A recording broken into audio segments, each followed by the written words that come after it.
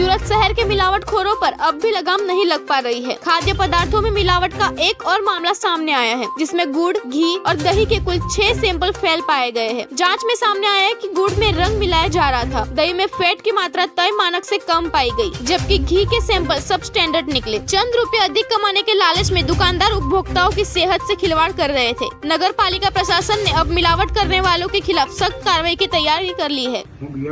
Food safety officer सूरत महानगरपालिका deputy commissioner health and hospital સાહેબ અને આરોગ્ય અધિકારી સાહેબની સીધી સૂચનાના માર્ગદર્શન હેઠળ સુરત મહાનગરપાલિકામાં ઘી, દૂધ, ગોળ વગેરેનું વેચાણ કરતી અને બનાવતી સંસ્થાઓમાંથી તપાસ કરી અને તેમાંથી નમૂનો લેવામાં આવે, જેમાંથી 6 સંસ્થાઓના નમૂના સબ સ્ટાન્ડર્ડ થયેલ છે।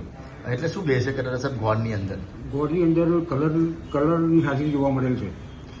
કઈ કઈ ડેરીના નમૂના ફેલ થયા છે અને શું ફેલ થયું છે? જ્યોતિરાજ ફૂડ પ્રોડક્ટ, અક્ષર ઘી, Aakash motors, new Dhanlaxmi general store, Alpeshbhai અને કૃષ્ણ સુપર સ્ટોરના ઘી, ગોળ, ટેબલ માર્કેટિંગ વગેરે નમૂનાઓ નપાસ થયેલ છે। હવે કઈ રીતના કાર્યવાહી છે?